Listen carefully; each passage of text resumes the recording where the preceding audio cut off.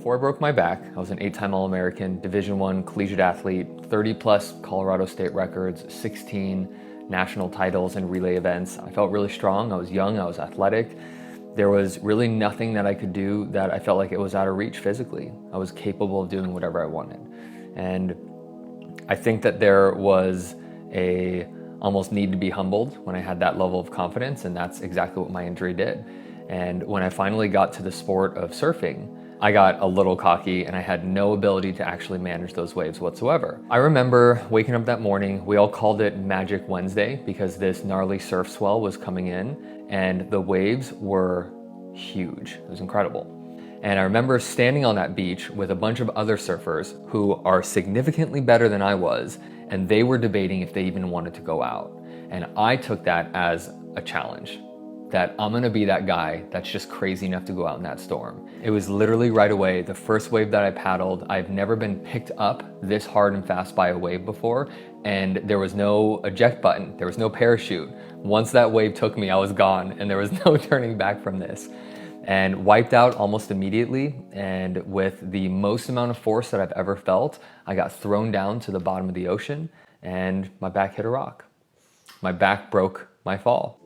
I knew that my life was different before I even surfaced again. And as soon as I took a gasp of air, I looked down just to make sure my left leg was there. I didn't feel it. I had lost sensation in my left leg.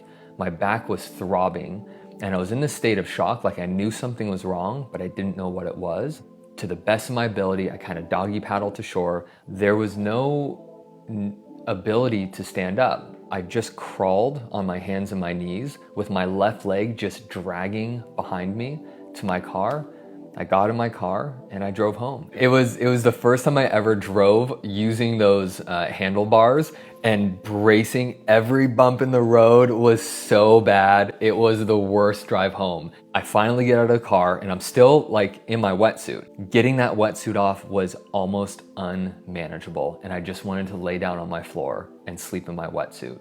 I spent the rest of my entire day there on the ground, finally got my wetsuit off, and I just laid there trying to catch my breath and process that moment. And some, 12, 16 hours later, it dawned on me I gotta go to the hospital. Things weren't okay.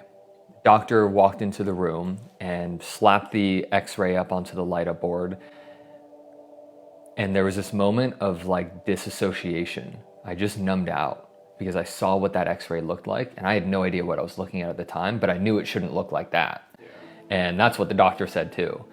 And it was weird how he packaged this, well, here's what happened, because you're very lucky. You didn't actually damage a spinal cord, but you did everything just shy of that. You damaged all the components that you need to live a healthy life. So there was a recommendation of fusion. And I think it was a combination of the lack of empathy in his voice. And they gave me a little bit of hope that, okay, I didn't actually damage the spinal cord, which made me think there was a chance that I can come back from this thing. Oh, I was extremely arrogant. I mean, we've got a decorated wall of doctorates, and the picture that this person painted was very grim. I left with a really big pain pill prescription. That was my treatment plan. What followed that was years of going through the traditional medical system, whether it was PT, whether it was massage, doing all of the protocols that typically come with an injury of this nature. I checked the boxes, I did the thing, I went through insurance as best as I could, and some years later, the injuries healed, the fractures healed, the herniated discs healed, the nerves were starting to heal, and I was getting worse. Life was getting worse. I was becoming less and less capable and just more and more disabled. It really just hit a turning point where I had taken the PT as far as the insurance was willing to cover it, because by their definition, everything was healed, yet I could still barely bend over, couldn't hold my son, life was still miserable. And I remember being recommended to a pain management specialist, and I thought it was gonna be this new kind of experimental holistic thing. And it was just exploration of drugs. That's all it was. That was the big plan when PT failed, when the chiropractic work failed. It was just, what drugs do we want to be loaded up for the rest of your life? And that being the only option, I went down that road. Without being aware of it, I got really addicted to these things. I got really good at numbing myself, escaping and avoiding intimacy, connection, relations. Just, man, I recoiled hard, and I stayed in that place for years. I think my story is like everybody else's. You do everything you can until it doesn't work, and then you eventually kind of stumble upon the things that do work. I had this epiphany that I was the only person that was going to be able to pull myself out of this. No pill or drug or alcohol bottle was going to fix this. My game plan was to learn how the body worked, because nobody's going to fix this for me. And there was this realization that I have to become accountable now for this. I'm going to go back to school. I'm going to learn about the body. What is kinesiology about? How does the body work?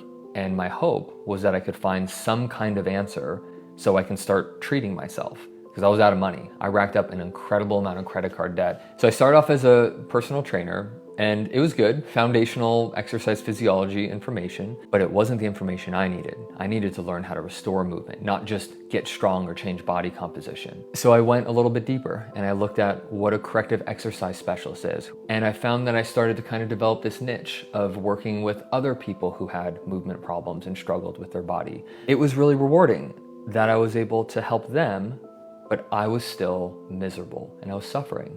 The information that I saw work for others, I was like the outlier, and nothing was working. It wasn't until I was really actually out of hope, and I just kind of accepted that this is just the way life was going to be, that somebody actually approached me and they offered their help.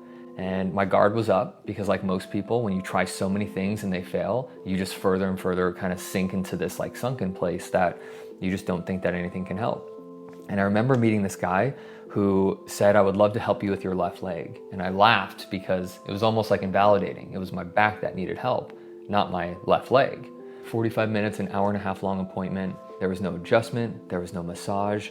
He just put my body in specific positions on the floor and taught me how to breathe and taught me how to relax a little bit. I thought this was a complete, utter waste of time. Finally, the session came to an end, and I said, "Thank God, I can't wait to get out of here." And I stood up. And I'm even getting goosebumps talking about it. And I remember looking around confused. I wasn't pain-free, but it was like 20% better, which was the most progress that I had, more than any chiropractic adjustment, more than any PT appointment, more than any massage. I stood up and was able to breathe without the sharp, searing, stabbing pain in my back. And that was it. That was a light bulb that eventually led to Pain Academy. How was I this many years into it, and nobody ever recommended this movement style and this training style? We didn't once talk about my injury. We didn't once talk about my back pain. We looked at how my entire body moved and tried to make it move better. And that was it. It was that simple. And from there, it was just so clear that my mission was to make this information mainstream. The world has to know about it. I lost out on so much life not having access to this. I was so fixated on pain in my lower back that I had like horse blinders on. I was only looking for really hyper-specific solutions. We looked at the basics of movement. How do my ankles move? What are my knees doing? How are my hips able to move, or are they not? What's going on with my shoulders? We're talking about the basic fundamentals that every human being's body should be able to possess. Sure, you're in pain in certain places, and I know that those places are making a lot of noise, and pain does a great job at getting your attention to have you focus on those. It's never the place that's making the most noise that is usually the problem. Nothing exists in isolation. It's always how the entire body moves that makes that place hurt.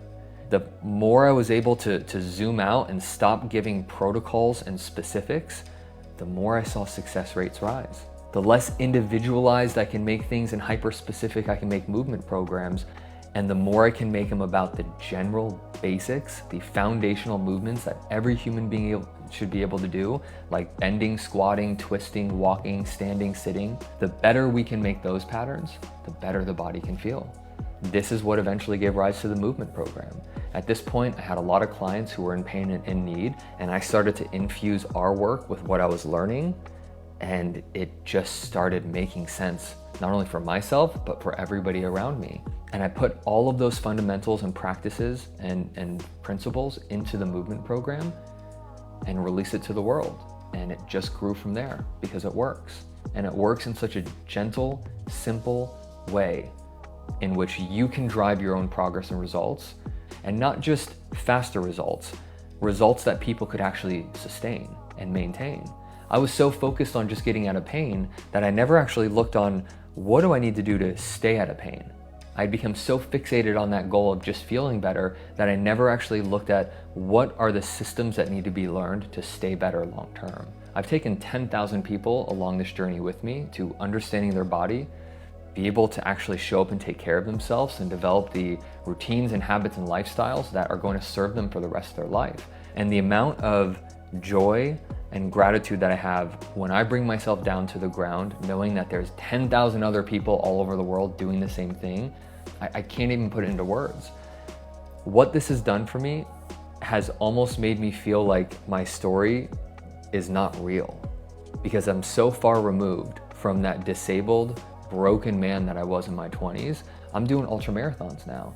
My son and I play and wrestle, and I never take it for granted. There was a large part of my time where I was avoiding life. Everybody is so much more capable than they think, and that doesn't mean you need to go start training ultra marathons, but you have the power to rewrite your own story and make your own comeback. And that's what this is about. And I get to live into that every single day, and knowing that there's thousands of people that are also making their own comeback and they're sharing it with me, it's fulfilling. It's what it is. I feel it here every day.